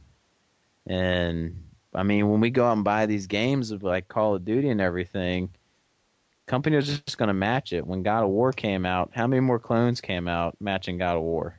Tons. I mean, tons. They want to make their money. They want to make their bank. And so when we go out and we fork out this money for these games like that, which don't get me wrong, because I'm a Call of Duty fan, I like playing through the storyline and everything, but kind of blame ourselves for not being more varied as gamers. Like me and Dustin, Nick, I mean, a lot of the YouTube game community, we're varied in what we play. We play RPGs, we play platformers, but the industry's getting so mainstream these days, they're wanting to hit to the mainstream audience. And what is mainstream audience doing? Everyone's buying Call of Duty. Everyone's buying those games. So that's what they're going to model after if they keep selling millions of copies. And I don't see it ever changing. I don't see Resident Evil going back to its ways because Capcom wants to make money. Even though Alpha Omega Sin said they're going to do a Resident Evil 2 remake, um, hopefully they'll do it justice with keeping it how it was. But I just don't see it happen. What do you think, man? Like, how do you see, why is the gaming industry like it is? Or where do you see it going? Well, let me think about this. I'm really. Hold on a second. No Yeah, problem. I'm really like losing my voice. It's one of those things where we've seen this kind of shit before. Yeah. We've even seen it in genres we like when Final Fantasy VII came out. I mean, PlayStation 1 and PlayStation 2 were defined by the RPGs. Like it was, I mean, you couldn't throw a stone without hitting an RPG on those systems. Yeah. So this is just kind of the same thing, only it's a genre that I think a lot of people in the gaming community on YouTube, at least the way I see it, I could be entirely wrong here, but a lot of people in the YouTube community, it really kind of goes to those RPG players because I think RPG players are really passionate about the history of the genre and things like that, whereas first-person shooters, some people are. Jason Heine is very passionate. Metal Jesus Rocks, very passionate about the history of the first-person shooter. Yeah. But I think a lot of people are just looking to get that online machismo, my dick is bigger than yours fix. And, Nice. well, I mean, that's what it is when you really look at it. Because, I mean, I know people that they have an Xbox 360, and then they have one game, and it's Call of Duty. And then when the next Yep. one comes out, they trade it in to get the new one. It's the next Call of Duty game, yeah. Yeah, and I mean, there's nothing wrong with wanting to play these games competitively online. And there's nothing wrong with the Call of Duty series from a gamer perspective. The problem with the Call of Duty series, and the reason why people hate it so much, is because Activision is driving the fucking thing into the ground. Mm-hmm. And it's like, it's the same problem. I have the same problem with Street Fighter because, they released Street Fighter 4, and then there's like, well, let's release Super Street Fighter 4. Then Super Street Fighter 4 Arcade Edition. Arcade Edition. And it's like, can you just release the fucking game and just have it be, the fucking game? Why do we have to have, why do you have to, or why can't we have Street Fighter 5? True. But it's whenever something hits success, it's going to have a sequel. And, there was actually a big series that was very popular that did something very controversial, and they got the shit beat out of them for it, and that was Mass Effect. Oh, yeah. There was the big thing over, holy crap, you can have a homosexual relationship in a video game. Everyone made a big stink about that for a while. And then they got to the ending of the game, and they're like, holy crap, this isn't what I expected from the ending of the game. It was kind of the same thing with the Matrix movies. Like, you got to the end of the Matrix movies, and you're like, that's not the end I came up with, so I fucking hate it, and I'm going to start yelling about it. But, so that's the reason why Call of Duty doesn't really do anything outside the box. That's why everyone says, oh, another Call of Duty game is just the same. Because when you get to a certain level of popularity, it's like one of my favorite comments from the Beach Boys history, and I'm pulling in some other stuff here. Brian Wilson was working on Smile, and the Beach Boys came back from Japan doing a great world tour to all this new music, and Mike Love looked at him point blankly and said, "Don't fuck with the formula." And we're starting to see that. We're starting to see that even with things like the Apple stuff. The iPhone 5 just came out, and people are like, not. I mean, it's selling like hotcakes. Don't get me wrong, but the buzz is people are not impressed, and it's because it's become so popular that if you fuck with it too much, people are going to go away from it. So, I think that's really the problem with the industry, is that certain series are getting very popular and selling X amount of dollars. So then all these other developers are like, well, if we make our game like that, we'll make X amount of dollars as well. And Exactly. and what we're finding out is it's not happening. Like Skyrim. Skyrim sold like bonanza, and then Amalur came out and didn't sell as well, and now that company that made Amalur is gone. It's gone, yeah. And I'm listening to my own voice right now, and I'm really starting to sound like Bane in Dark Knight Returns. Well, I'll cut you off for a second so you can take a break then. Because it just seems like Yes. it just seems like with like Kings of Amalur, like yeah, it was a great game for me. So it was kind of sad seeing these companies go down.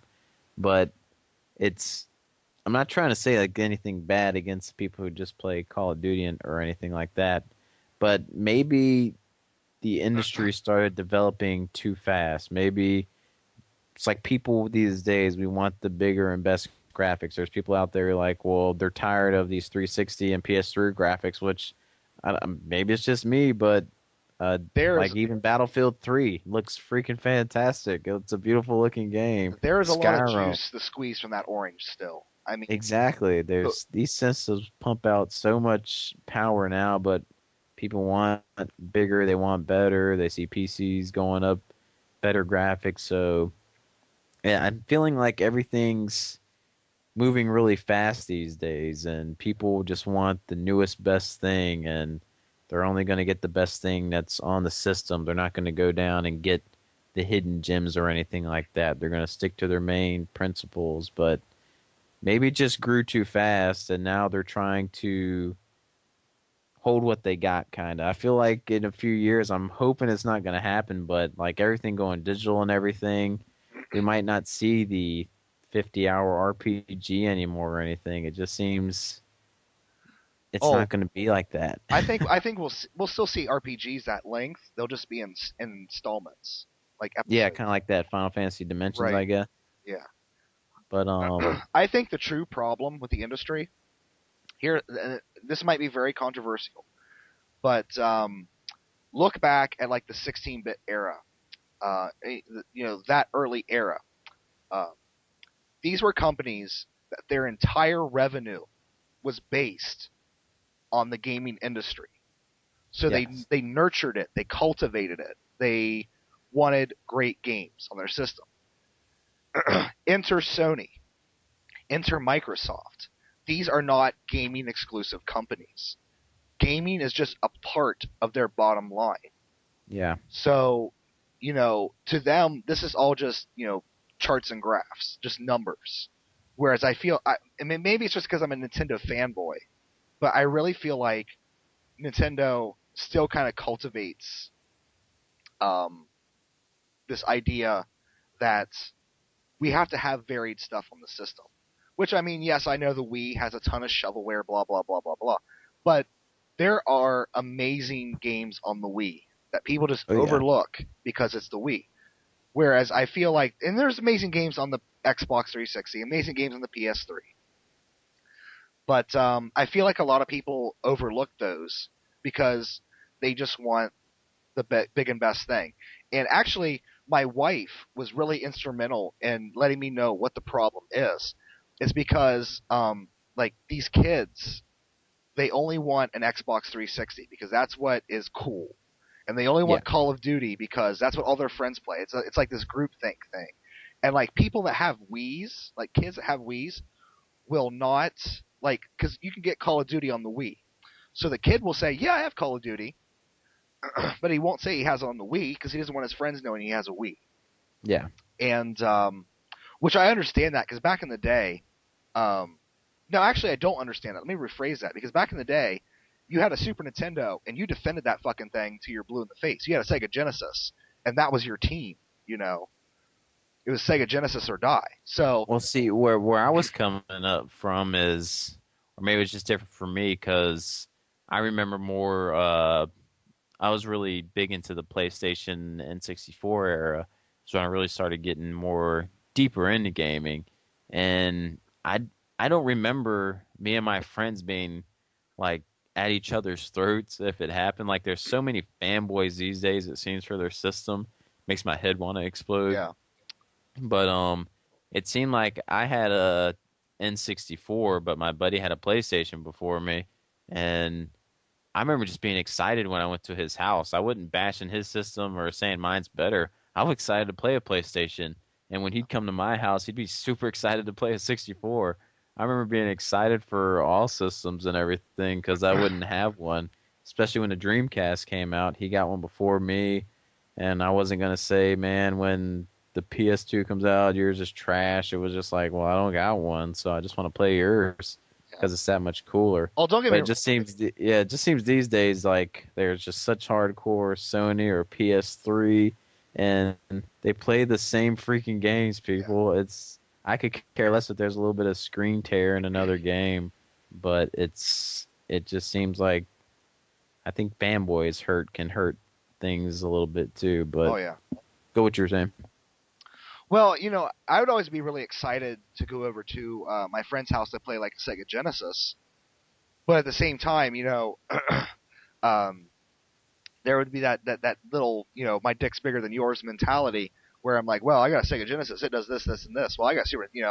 So Hmm. I mean, I guess the 16-bit wars. I mean, even today, like with all this fanboy bickering on the online, it doesn't even come close to what it was like Yeah. back in the day. But the big problem I think is really um, the internet itself, because it allows us to sort of throw out this shit-eating opinion anonymously, you know, Yeah. and like it really gives every asshole their soapbox. Because back in the day, if something was bad, you kind of read about it in a magazine, but it didn't really it wasn't really that big of a deal. But now it's like if a game comes out and if there's one hiccup in the graphics, it's like, oh, this game sucks, you know. And I just don't get that. I don't get that. Yeah, and I think another thing is that, like we were saying, I was trying to get to the point where I think technology made for gaming is moving too fast, and now we want bigger and better, which means, guess what, people? Games are going to cost a whole lot more to make, and that's like what's really hurting companies is that it's so expensive to make a game, Okay. and if they don't sell a certain amount of money, sell a certain amount, it's not going to cover for them. I remember back in the day. I mean, if something sold 500,000 copies, that was good stuff. That was good numbers. These days, if you're 500,000, I mean, your company You're could get shut, your closed. studio could get shut down because it costs so much money. That's why I wouldn't mind if we took a step back, even though it's never going to happen. You're not going to take a step back. But I mean, just things are too expensive to make. So they got to make sure they can connect to what that mainstream audience is playing, like the Call of Duty. And like Resident Evil 6 will probably sell a couple million, but the fans are going to be unhappy. I mean, for if you're a loyal Resident Evil fan, which I took the game, it's still a fun game, don't get me wrong, but it's just not Resident Evil. I just wish it was called something else. But but I mean, it's expensive to make it, so they got to make sure they make money and you buy it. And they know you like Gears of War, so hey, let's model it after Gears of War and sell a couple million copies. But it's just hurting so much as far as the gameplay and story aspects. That's why the RPG, I think, is still what's kind of holding on to trying to keep me a gamer. It's like really holding me into gaming because it's so many different type of styles out there. You got Nino Kuni coming out that just looks like a beautiful, wonderful RPG. Xenoblade, Last Story, all these things that are enriching stories and everything, getting a chance coming out over here. But I don't know. Just things just kind of seem gloomy to me for about 10, 15 years from now. I want to take something you just said head on, and I want to draw a very hard line in the sand. and Draw it. and I'm going to try to do it before my voice goes completely away. This is probably going to be a shorter podcast because Do you have a beverage nearby? What is going on? it's like I don't know what is going on, but it's so far beyond that because I've been drinking stuff and it's like it's not working. So Keep water in your mouth and talk at the same time. Go yeah. ahead. But anyway, I want to take on specifically the point that everyone says that games are too expensive these days because that is a complete and utter fallacy. And Yes. if you think games are this expensive or too expensive now, then you should have been a gamer in the 16-bit era. I think everyone that's making that statement that games cost so much nowadays are probably too young to remember what it was like to actually spend money on a game. Because I'm telling you here, when I got Final Fantasy III for the Super Nintendo, that game cost $80 in Oh yeah. back in 1994. Adjusted for inflation, that is over $100 easily for a video game. Yes, ridiculous. It's And that was not like a special edition game or anything like that. That was just what the game cost. I mean, games cost that much money back then. and And that's a lot of money back then. that That's man. that was a Whew. I mean, that was my birthday. That was Yeah. it, And but nowadays games come out at $60 a pop. And within a week they're down to $40. Yeah. Quit your fucking bitching. Just wait a week. Oh, I don't get to play it for. And then if the games were $40, then people would be like, well, they should be 30. Yeah, there'll always be there's always been that argument. Well, maybe if they release it for cheaper, they might sell more copies to make up for it. Well, guess what?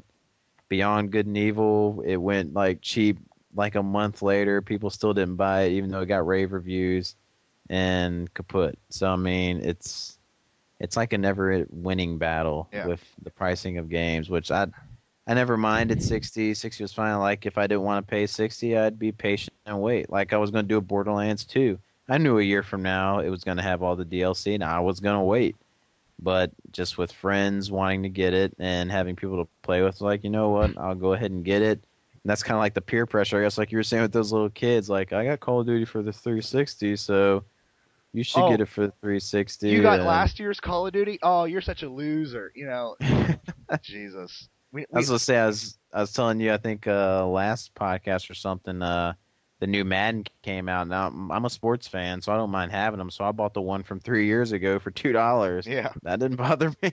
Well, I saved $58. That's it's the another same game. thing, though. Like, you would really think that these sports games, it could just be DLC to update the rosters. Like, why does it have to be a completely new game? Yeah, it's to make that money, but because when they were like, well, we need to redesign the engine to redo all this stuff, but then people bitch about it saying it's not as good as last year's, So. And then with just with the pricing and the way I don't know, we saw like the BioWare guys leave, like we were touching on that. BioWare guys left and Cliffy B stepping down.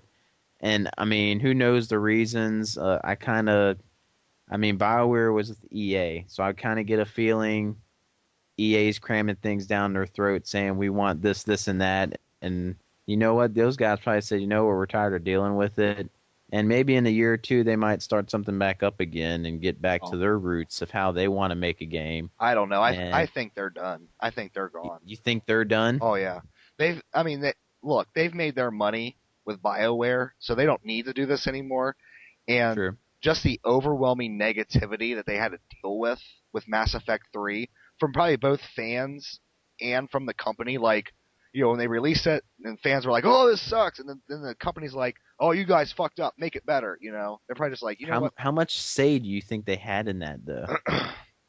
In the original ending of the game, or just the game period? Like, if it's more action-y based and everything, if like you don't think it was EA maybe saying, "Hey, if we want this to sell, so you better change it this way." I'm not even talking about like the gameplay. I'm just talking about the storyline, which is what they had direct input on, and everyone was pissed off about was the fact that, oh my gosh, I still haven't played Mass Effect 3 yet, so I can't really talk about it. Yeah, but it wasn't that bad of an ending. I don't care what anyone says. It wasn't that bad of an ending. It was a little open-ended, but you know what? They gotta leave it open for sequels. But I can't believe that's kind of stunning, though, that our voice was actually able to get that change, though. But I don't know if that's a good thing or a bad thing. People speaking up got someone else's vision changed. I don't know if that's good or bad. That's what I was going to say. It's like the general equivalent is like saying, "Hey, I don't like the fact that when I got done watching Citizen Kane, that Rosebud was his fucking sled from when he was a child. Change it to something more." And it's like you're defeating the entire purpose of the movie, Yeah. So if we want to treat like video games as art, then we need to have a respect for the creator's vision and our opinions. It's a product that we ingest. It's not something that we have control over. Yeah. I don't like how the Mona Lisa is smiling. Exactly. Make it Let's bigger. correct that. Yeah. So, but yeah, I think I think we're going to see a lot more of this. I think we're going to see a lot more of sort of the old guard saying, you know what, fuck this, I'm done. Because I think the game industry is going in such a way that it's like if you make one misstep, you're done. Yeah. If a game doesn't reach a certain point, can it? And I should say that these are only the big companies that do this. I don't feel Yeah. like, Square Enix is going to be like, well, Final Fantasy is done because people didn't really like 13. You know what I mean? Oh yeah, definitely. And all this stuff with Metacritic reviews, if you don't meet a certain review standard, you don't get certain amounts of money and stuff. I'm like, what is this happening? People putting in bad reviews so companies don't legitimately make their Yeah, bonus or whatever. because that's the exact Like, thing people do. It's like, well, I don't like what you did with this game, so bad score. I'm going to fuck the game, but I'm going to fuck your lifestyle too. do you think, I don't know, just like I was trying to mentioning earlier, Resident Evil, it was still a fun game. So gaming is supposed to be fun. Have fun playing it. It's I'm lucky actually even able to play games, to have the money to buy these things. So it's not like it's a necessity in life or anything. It I don't know. It seems like it's losing its special touch, like it once used to have back in the day, where it was just a fun thing to have and play and everything. And maybe people are taking it way too seriously. Maybe. It's definitely, well, that goes back to the internet giving everybody an opinion. Yeah. And we're all very egocentric people. So, like, I think my opinion is just the bee's knees. So everyone should think my opinion is the bee's knees. It's just one of those things where it's like, yeah. But But again, I can't change a person's taste from. right, I mean, if they like just a certain style of games, and by all means, play the games you love and enjoy. Don't. I'm not trying to make you vary out and play other games. It's just kind of sad to see. It's all the stuff that sells like hotcakes. It's creating a lack of development for other studios to get their stuff out there. And if it doesn't sell, I mean, they're gone, or no one wants to hear their vision because it's not gonna sell. yeah, So that's kind of like why I really enjoy like the indie market scene that's yeah. going on. People doing their own thing, like To the Moon and everything. People still out there doing their own thing, but you can still find enjoyment and people's visions out there. But I don't know. I think it's funny because I think like your reaction to Resident Evil 6 was my initial reaction to Final Fantasy 13. Like, this is not what Resident Evil was, but it's still kind of a Yeah, fun game. You know what I mean? So you have to kind of yeah, reconcile that difference. yeah, pretty much. And Yeah. I mean, I still kind of hold out hope, like hope one day maybe someone like, for me now, the definitive survival horror, if you want that, is Dead Space. And now it seems like they're slowly taking the same steps, you know. Yeah. Dead Space 1, great game. Dead Space 2, Not a so little bit much. more action. Yeah. I still loved it, a little bit more action though. And now 3, you're getting a co-op in and out, drop in and out partner. You're not by yourself. So I mean, and more action-based stuff is in the game. So I mean, that's starting to slowly move in the same direction. Well, So well, it's the same way with I don't know. Silent Hill. I mean, the first 3 games, combat was intentionally clunky because guess what? You're just a normal person. You don't know how to use weapons or Yeah, fight. And then, like with Silent Hill 4, they tried to refine the combat a little bit. And then my cousin-in-law, which I love saying that because I think that's the correct way to say it. cousin-in-law. My cousin-in-law just beat Homecoming, which I haven't played yet. But he's like, when did Silent Hill become an action game? You know, because in that Yeah. game you play as an Iraq War veteran, so obviously you know how to use weapons. Um, so yeah, it's more of an action. I mean, everything's going to a more of an action thing, and we're really kind of losing that the charm and the character of these games. You know, Right, I would say it's more just here on the our western side. I like how over there in the east they're still keeping some variety out there, and like so thankful still for Exceed and all those other companies for bringing us over some little tastes and tidbits here and there of what they bring out over there. But that's something I really wish could catch on better with just bringing over some more games just over here. I think from of Japan and I everything. I think we're already starting to see the pendulum swing back that way. I Yeah, Yeah, people are starting to get sick of all these games being the same, and then it's like, oh, look, there's these weird Japanese games, and I think people are going to start gravitating back, especially with people that are involved in the YouTube community. I really think like that is a big thing to sort of help fix this because I mean, there's a lot of people out there that just do Call of Duty videos. I mean, Steven, you know yeah, that. There's a lot of people out there, you yeah. know that personally. Oh Um, yeah. but I was gonna be one of the ones who was gonna start off doing that. oh, That's how my channel was gonna start I was just going to because talk I about was that. like I was really good at it and I was gonna put up because my videos are gonna be different from everyone's because I'm a laggy gamer. My ping rate to play Call of Duty, you want something like under the hundreds, under the 50s if you're lucky. And my ping's up in the 400s and 500s, and I'm still owning all these people. So I was like, let me guys show you guys how to do it. I'm so glad that was not able to happen. That's funny. I was actually just talking about your little run-in with somebody but Oh yeah, well, Brent, I'm still not done yet. I'll get that. I know your voice cool, is giving out, but I need to mention that. yeah. So But where was I at? Oh yeah, I really feel like the YouTube community is really because I mean I have been exposed to so many games that I would never have even thought of picking up through so this. many, So I so many I games. really I really believe that the YouTube community is the solution to this problem. That people will go out and check out these sort of B-level titles. Like for me, one of the best games this generation was Enslaved on the Xbox 360, and Fantastic well, game. Yeah. it's on the PS3 too. But I guess that game sold abysmally, Yep. and it's like It did. that is an amazing game. So I don't know. I don't, And with people and it's good because you're like YouTube can change it because like with Johnny Millennium being in the new Retro Gamer magazine and stuff like yeah, people could see that and it could get out there and it's just great and you know the gaming industry is changing. This is one of the big things I wanted to bring up. When you see a commercial, I don't know if you saw it, but I wanted to break the TV. There's a woman in a restaurant playing a 3DS, and she takes a picture, I think, of the food she's eating, and then she opened up a program to like kind of change the artwork on it. And she looks at the television camera or the camera and says, I'm not a gamer, but I can still do this with my 3DS or something. It says it like I'm not a gamer. What are they doing? A I 3DS is it's when you see like your product getting put out there, it's for and it's saying flat out, "Hey, you're not a gamer, but you can play this too." well, Wow, I was total yeah. mind blown. I couldn't believe it. Well, that's really. I mean, the genesis of this.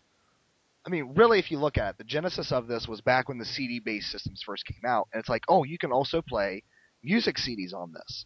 Well, Yep. the next evolution is, oh, the PS2 can play DVDs, and it's like, DVDs. it things just cannot be just a gaming console anymore. And I really think Yeah. that's sort of the corporatization of it, because like, well, we could sell this many game consoles, but if this is also a DVD player, we'll sell that. You know what I mean? That much more. So Yeah. I mean, that's why you see all these extra functions in these systems. I mean, basically, Microsoft is trying to make the Xbox 360 your entire entertainment hub. You know? Oh, that the next one, that's what it'll Yeah. be. That'll be the only box you need in your house. And I mean, that's all well and good, but when you start doing all this shit, you sort of forget that it's kind of like the Philips CDI. It's like, oh, it can do all this stuff, but then, oh, it's about the game, stupid. You know what I mean? That's why I think it's like you said in the I believe one of your videos, maybe the podcast. Always have a Nintendo system though, because even though like they had that stupid commercial with the 3DS and the restaurant scene and everything, it's a gaming company. They're gonna focus on games. That's for what I can tell right now. That's all they got. They're a gaming company, Yeah. so you got to have a Nintendo console at least. Maybe they'll be the only ones who everyone thought were gonna disappear maybe after the GameCube and now they've charged back with the Wii. Maybe they will be the only ones to truly like last out as far as in the gaming area or Yeah. industry, which would be pretty crazy because people were about to mark them off for dead after GameCube came out. Well, I guess we'll know in a couple. Well, I guess we'll know in a month, won't we? Oh, yes, we will with when the Yeah. Wii U releases. But And then with I wanted to get back, like Dustin mentioned it in one of his videos recently, and just now, it just took me back to like I was telling you earlier, like when I was with a friend, we'd be excited to play each other's stuff or gaming consoles if we didn't have it, and just everything is so money driven now, and people just seem so. It's like everyone's lost their lack of values or something or principles. I don't know, especially with the internet, because you can be a 12-year-old kid and you can talk to me like I'm a 10-year-old kid and I'm a grown man. I'm a But I grown had ass a man. yeah, I had a guy or a kid. Sorry, I'm not gonna mention his name because I want him to stream with hate. But he sent me a message. I'm the Laggy Gamer, and this guy's name might have been a little bit similar. Well, I made my channel before his, but he sent me a channel saying that I need to. It said warning. That was the title of this email. It said warning, close your channel or I will report you. I will get all my friends and subscribers to flag your channel as inappropriate and get you shut down. So back the I'm not a language person, so back the bleep off. Dustin can fill that in for you if he wants to. It's like But the old Onyx album, "Back it the fuck up." yeah, he told me to, and he's talking to me like I'm just this kid, and I mean he's a 13-year-old kid talking to me this way. I'm like, what are we getting to with this kid's talking to me like this through the internet on YouTube, nonetheless, because he thinks I'm keeping subscribers from his channel. My little old channel here is interrupting his 1,000 subscriber channel, and he wanted to get my account closed for that. I was like, is this what gamers are today? Is this what we've gotten to? Is this what YouTube has devolved into? But I mean, just even going online, like, remember when Halo 2 first came out? I have, I'm not used to people just sitting there like being like that, just like he was. I mean, and it's only gotten worse with Call of Duty and everything when you got a 10-year-old calling you a whore and I mean, you don't know what's going like what is this Yeah. kid talking about? So is this what gamers have stooped down to? I mean, maybe it deserves to die if this is what we're creating, monsters like this. The funny thing is, if it was gaming, like back when we were, that age, like you would never say that shit because someone would beat your ass because you were right Yeah, there you're with face them. to face. Yeah, like go into an arcade and play Street Fighter 2 back in the day, you would get knifed. Oh yeah. You go listen to some of Johnny Millennium's little stories about that and his arcade memories. I mean, so yeah, it's just unbelievable that you get stuff like this these days and everything because everyone's worried about money and everything. Yeah. So just like the gaming industry, but there's a little story for you guys of some of the experiences I've gone through. My little old channel. I'm stealing all this money from this guy. All But that. hopefully there's a bright outlook. Hopefully is a light at the end of the tunnel. Like I said, Xseed. There's still companies out there that bring a smile to my face. Yeah, I'm actually, I don't know. I'm actually a little worried about Xseed though.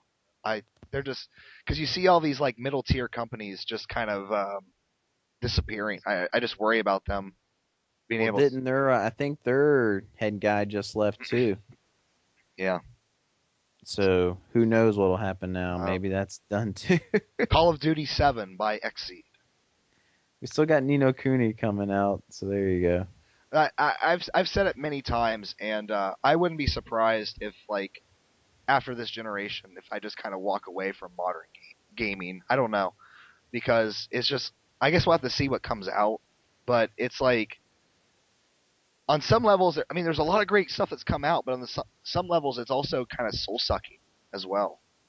It is. I actually wanted to. It'd be so tough to do, and I was gonna try it this previous year, the year we're in now, and just couldn't do it. But I wanted to designate, like say next year. There's only say I designate myself to only buying 5 new games, and that's it.